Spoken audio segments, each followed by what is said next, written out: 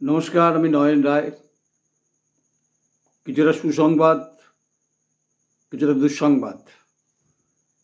দুঃসংবাদটা কাদের? যারা ভারতীয় জনতা পার্টির কর্মী সমর্থক, যারা দিলীপ ঘোষকে পছন্দ করেন না, তাদের কাছে দুঃসংবাদ। আর সুসংবাদ হচ্ছে যারা দিলীপ ঘোষকে পছন্দ করেন, তাদের কাছে সুসংবাদ। 2016 সালে পশ্চিমবঙ্গ বিধানসভা নির্বাচনে এ রাজ্যের যে 3জন বিধায়ক ছিল, তার মধ্যে মালদা স্বাধীন রায়, মাদারিহাটের মনোজ টিগ্গা, খড়গপুরের দিলীপ ঘোষ, যিনি চাচা জ্ঞান সিং সোহনপালকে হারিয়ে বিধানসভায় এসেছিলেন। বিধানসভা সাক্ষী থেকেছে সেই সময় বিভিন্ন ঘটনার পরিপ্রেক্ষিতে, কারণ তার চাচা ছোলা বক্তব্য, আক্রমণাত্মক মেজাজ, এবং তিনি মেদিনীপুরের মানুষ, গোপীবল্লভপুর এলাকার বড় হয়েছেন। ছোট থেকে তার আরএসএসের সঙ্গে সম্পর্ক, আন্দামানের দায়িত্বে ছিলেন, বিভিন্ন সমাজসেবামূলক কাজের সঙ্গে তার সম্পর্ক ছিল। তাই 2016 সালে দিলীপ ঘোষ বিধায়ক হয়েছেন আর রাজ্য সভাপতিও হয়েছেন। দিলীপ ঘোষ, অবশ্যই দিলীপ ঘোষ নামটা খুব গুরুত্বপূর্ণ। অনেকের কাছে তিনি ঠোঁটকাটা, অনেকের কাছে তিনি বেপরোয়া, অনেকের কাছে তিনি ভয়ঙ্কর, এরকম অনেক কথা বলেন ঠিকই, কিন্তু পশ্চিমবঙ্গের যে রাজনৈতিক যে ভূমি, এটা তো কৃষ্ণের ভূমি নয়, এটা হচ্ছে তৃণমূল কংগ্রেসের ভূমি, এ মাটি। সেই মাটিতে 2016 সাল থেকে দিলীপ ঘোষ কার্যত চষে বেরিয়েছেন। কখনো মাদারিহাট হোক, কখনো কালচিনি হোক, কখনো জলপাইগুড়ি হোক, কখনো মালবাজার হোক, কখনো বীরপাড়া হোক, কখনো নাগরাকাটা হোক, কখনো দার্জিলিং হোক, কখনো ইসলামপুর হোক, কখনো চোপড়া হোক, কখনো মালদা হোক, কখনো রায়গঞ্জ হোক, কখনো করণদিঘি হোক, কখনো বালুরঘাট হোক, বিস্তীর্ণ। এদিকে মুর্শিদাবাদ হোক, জঙ্গিপুর হোক, ফারাক্কা হোক, সর্বত্রই। এদিকে বীরভূম হোক, কখনো মল্লারপুর হোক, কখনো বোলপুর হোক, বর্ধমান হোক, পূর্বস্থলী হোক, আসানসোল হোক, সর্বত্রই ঘুরেছেন। কখনো বাঁকুড়া হোক, কোতলপুর হোক, ইন্দাস হোক, খাতড়া হোক, সর্বত্রই। কখনো মেদিনীপুর হোক, কখনো মেদিনীপুর শহর হোক, কখনো পটাশপুর হোক, কখনো ময়না হোক, বিভিন্নভাবে। কখনো গড়বেতা হোক, কখনো জঙ্গলমহল হোক, ঝাড়গ্রাম হোক, গোপীবল্লভপুর হোক, নয়াগ্রাম হোক, কেশিয়ারি হোক, সর্বত্রই। কখনো কাকদ্বীপ হোক, কখনো ডায়মন্ডহাবর হোক, সর্বত্রই তিনি। কলকাতা থেকে তিনি বরাবরই একটু দূরে থাকার মানুষ এবং দূরে থাকতে পছন্দ করেন। আর যেখানে বসেন সেখানেই তিনি বসে যান, মানে পাত পেরে খাওয়ার মতো। তিনি একাধিকবার বলেছেন যে আমি যেখানে বসি সেখানেই আমার সংসার, আমার দেওয়া জামা যে মানুষ দেয় আমি সেটাই পরি। আচ্ছা, অনেকের প্রশ্ন হতে পারে আমি কি দিলীপ ঘোষ সম্পর্কে অতিরঞ্জিত একটু তৈলমর্দন করছি? না, আমি তৈলমর্দন করছি না। ব্যক্তি দিলীপ ঘোষ তো অনেক বড় ব্যাপার, মানে অত্যন্ত মানবিক, কিন্তু রাজনৈতিক বিচক্ষণতা দেখতে দিলীপ ঘোষকে কোনোভাবে খাটো করে দেখা যাবে না। দিলীপ ঘোষকে দূরবীনও দেখতে হয় না, দিলীপ ঘোষকে মাইক্রোস্কোপে দেখতে হয় না। তাই দিলীপ ঘোষ এই বাংলার ভূমিতেই আছেন। 2021 বিধানসভা নির্বাচন ইসবা 200 পার যে স্লোগান, সেখানে দিলীপ ঘোষের ভূমিকা, অনবদ্য ভূমিকা। তার আগে একটু বলতে ভুলে গেছি, 2019 লোকসভা নির্বাচনে বিজেপির যে ভয়ঙ্কর জয়, এবং সেটা অবশ্যই দল যেমন কৃতিত্ব, তার সঙ্গে দিলীপ ঘোষের কৃতিত্ব। গ্রাম বাংলা চষে বেড়ানো, কখনো খাদান শিল্প হোক, কখনো বালি হোক, কখনো বিস্তীর্ণ এলাকার মানুষের সঙ্গে সম্পর্ক রাখা, মণ্ডল টু মণ্ডল যোগাযোগ রাখা, কর্মীদের সঙ্গে কথা বলা। এটা 19 সালের, যদি আপনি জঙ্গলমহল বলুন, ঝাড়গ্রাম বলুন, এদিকে আপনার বিষ্ণুপুর বলুন, যেগুলো দখলে ছিল, আপনি মেদিনীপুর বলুন, নিজে এমপি ছিলেন। তারপরে তিনি যদি বলেন আপনি বর্ধমান, দুর্গাপুর, আলুয়ালিয়া, আপনি যদি চলে যান মালদা উত্তর, খগেন মুর্মু, পাহাড়ে রাজু বিস্তা, জলপাইগুড়ি জয়ন্ত রায়, আলিপুরদুয়ারে জন বার্লা, কুচবিহারে নিশীথ মালিক, এই বিস্তীর্ণ এলাকাতে, এবং শান্তনু ঠাকুর, বনগা, এগুলো তো অবশ্যই তার কৃতিত্ব এবং তার ভূমিকা রয়েছে। তাই তার ভূমিকাকে কোনোভাবে খাটো করে যারা দেখছেন তারা হয়তো ভুল হচ্ছে, কিন্তু তার মানে এটা নয় যে আমি বাকিদের ছোট করছি। আসলে বিজেপিতে নতুন যেটা সিস্টেম চালু হয়েছে, বা সিস্টেমটা আগেও ছিল, যে এক ব্যক্তি একই মানে বিভিন্ন পদে থাকতে পারবে না। যিনি মন্ত্রী রয়েছেন তিনি রাজ্য সভাপতি হতে পারবেন না, যিনি এলওপি রয়েছেন তিনি রাজ্য সভাপতি হতে পারবেন না। ইঙ্গিতটা বুঝে নিন আমি কি বলতে চাইছি এতক্ষণ ধরে। আমি বলতে চাইছি যে 21শে বিধানসভা নির্বাচনে যে প্রায় 70-এর উপর যে বিধায়ক এবং প্রার্থী বাছাইয়ের ক্ষেত্রে দিলীপ ঘোষের অনমনীয় মনোভাব ছিল বিভিন্ন ক্ষেত্রে, যারা তৃণমূল থেকে এসেছিল, তিনি বলেছিলেন যে মুড়ি মুড়কির মতো কিন্তু তৃণমূল থেকে আসছে, এটা কিন্তু বিনোজল হয়ে যেতে পারে। হয়েছে তাই। বহু লোক বিধায়ক দল ছেড়ে চলে গেছেন, মুকুটমণি চলে গেছেন, তাপসী অনেকে গেছেন।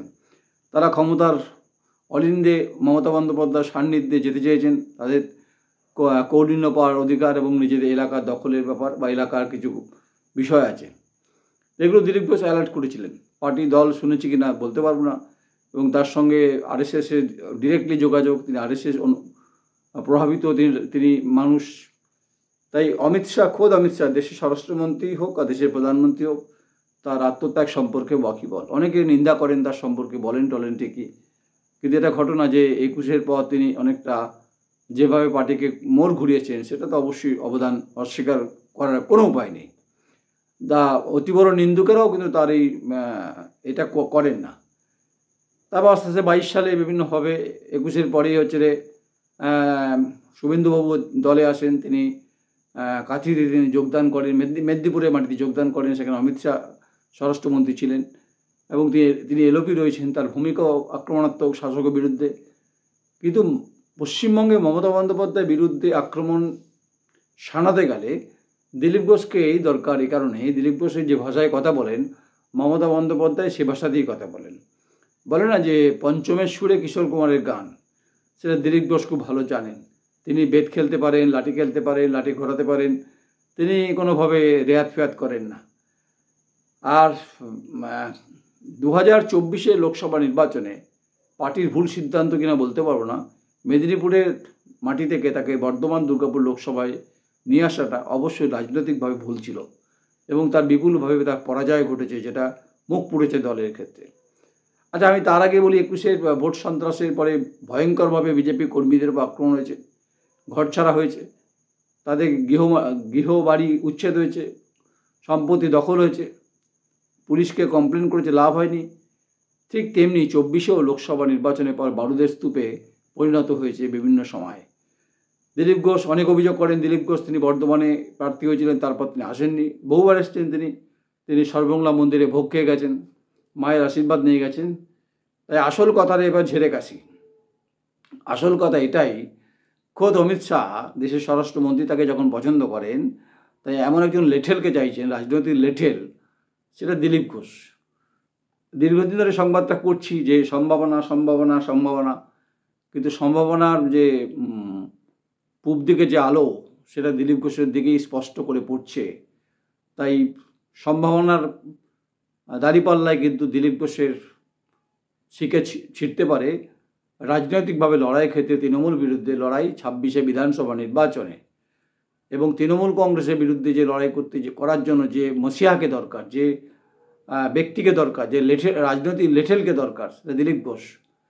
শিলমোহর প্রায় হয়ে যাওয়ার মুখে।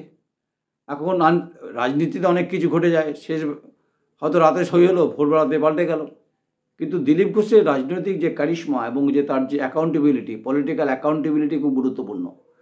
দেখবেন তার হাতে কোনো স্ক্রিপ্ট থাকে না, তিনি যেভাবে কথা বলেন সেটা মেঠো ভাষায় কথা বলেন। তিনি সংবাদ মাধ্যমের কাছে অত্যন্ত গ্রহণযোগ্য, তিনি সংবাদ মাধ্যমকে তিনি ছোট বা বড়োভাবে দেখেন না, চেষ্টাও করেন না। তাই যে ধরনের সাংবাদিক হোক তার সঙ্গে কথা বলেন এবং খুল্লাম খুল্লা কথা বলেন, খুল্লাম খুল্লা হচ্ছে বাদ করেন। হিন্দি ভালো বলতে পারেন, হিন্দিটা দীর্ঘদিন ধরে জানেন। তাই 26-এ বিধানসভা নির্বাচনের আগে, কারণ ইতিমধ্যেই পশ্চিমবঙ্গের বিজেপি প্রত্যেকটি জেলার সভাপতি বদল করেছেন, তার মধ্যে জলপাইগুড়িতে বিক্ষোভ শুরু হয়েছে, বহু জায়গাতে সভাপতি নিয়ে বিক্ষোভ রয়েছে, ক্ষোভ রয়েছে, কারণ যাদের অ্যাক্টিভিটি নিয়ে সন্দেহ আছে। কারণ যারা 24-এ লোকসভা নির্বাচনে শাসকের সঙ্গে অনেকে গা শোকাশুকি করেছিলেন, সেটা দিলীপ ঘোষ ভালো করে জানেন।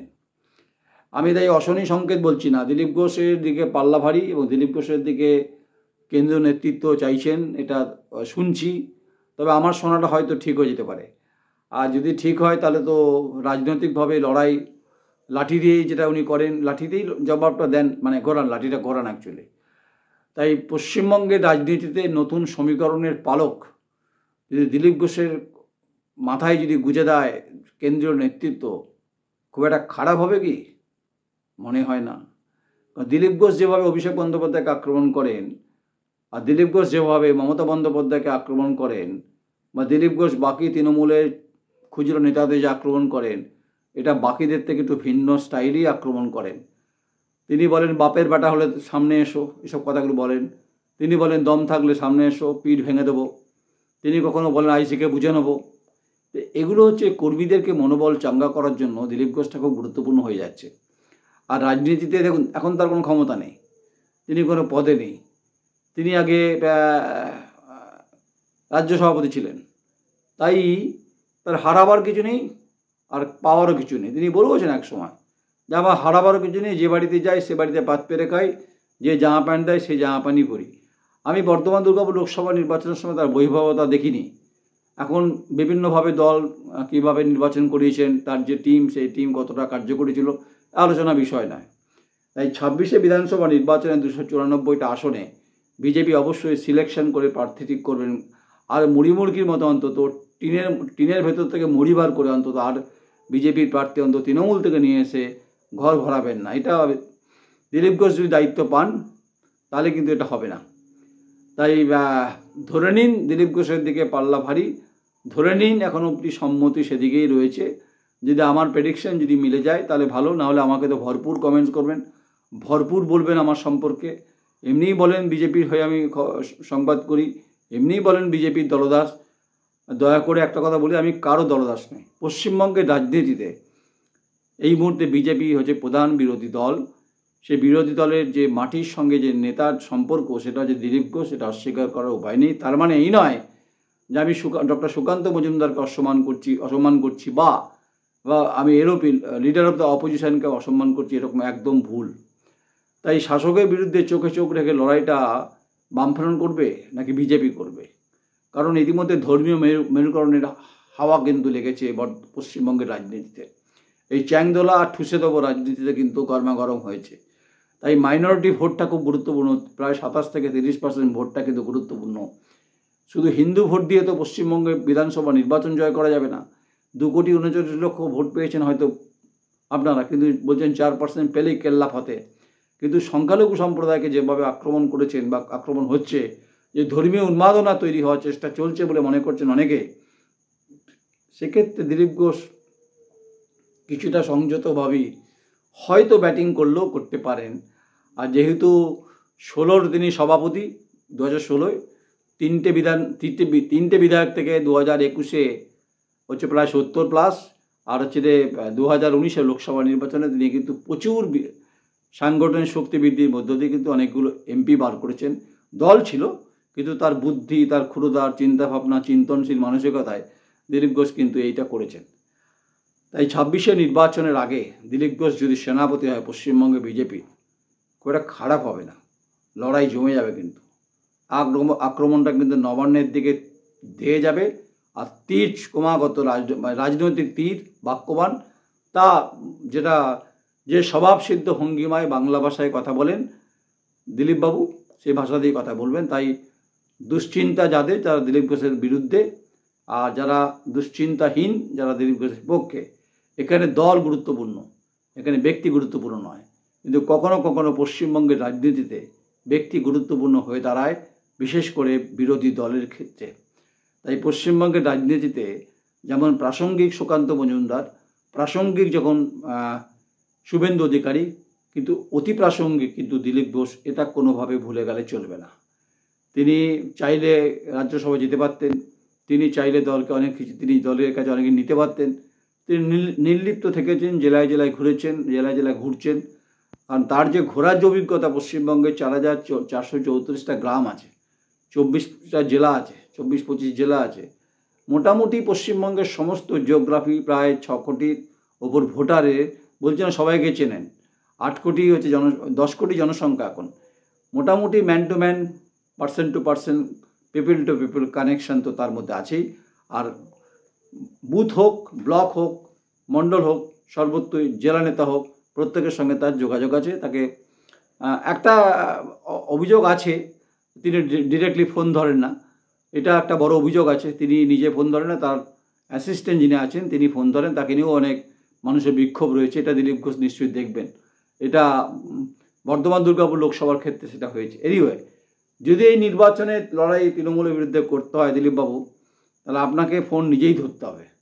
আপনি আপনার কোনো সহকারী অ্যাসিস্ট্যান্টকে দিয়ে ফোন ধরালে কিন্তু বিপদ বাড়বে আপনার, যেটা আপনি ফেস করেছেন। যাই হোক, আপনার দিকে পাল্লা ভারী, শুনছি তাই, হাওয়া গরম হচ্ছে। আর যারা আপনার শুভাকাঙ্ক্ষী তারা হয়তো আনন্দিত হবে, যারা শুভাকাঙ্ক্ষী নন তারা আনন্দিত হবেন না। আর আপনি দায়িত্ব নিলে নিশ্চয়ই আপনি ঢেলে সাজাবেন, এটা মোটামুটি নিশ্চিত, কারণ আপনি এই অভিজ্ঞতার মধ্য দিয়ে গেছেন। বর্ধমান দুর্গাপুর লোকসভা আপনাকে পরাজিত হতে হয়েছে, সেই ব্যথা আপনাকে বয়ে বেড়াতে হবে। তাই নতুন করে লড়াই আপনি করবেন, শুনছি, ভাবছি, দেখছি। তাই কেন্দ্রীয় নেতৃত্ব আপনার উপর আস্থা রাখলেও রাখতে পারে, পাল্লা আপনার থেকে ভারী হতে পারে, বাকিরা হয়তো অখুশি হতে পারে, কিন্তু দিলীপ ঘোষ তারই কোনো সন্দেহ নেই। বাকিদের ছোটো করছি না। দেখা যাক আমার প্রেডিকশন মেলে কিনা, নাকি আপনারা আমাকে পাগলের পোলা বলবেন কি জানি না, বা কমেন্টস করবেন বলতে পারবো না। এটা আপনাদের রুচি অভিরুচির ব্যাপার। আমার কাছে যা সংবাদ আমি সেই সংবাদটা পরিবেশন করলাম। পছন্দ হতে পারে, আবার না পছন্দ হতে পারে। যদি মন পছন্দ করে একটা কমেন্টস করবেন, লাইক করবেন, সাবস্ক্রাইব করবেন, এর বেশি কি। আমি তো রাজ্য সভাপতি হব না, হবে তো হচ্ছে নাম দিলীপবাবুর নাম শোনা আছে, দিলীপ ঘোষের নাম শোনা আছে। তিনি যদি হন আমার কি যায় আসে। তবে সংবাদ প্রতিদিন হবে এটা বলতে পারি। দেখুন আগামী দিনে, বেশি না সপ্তাহখানেকের মধ্যে পাশা পাল্টায় কিনা নজর রাখুন। নমস্কার, আমি নয়ন রায়।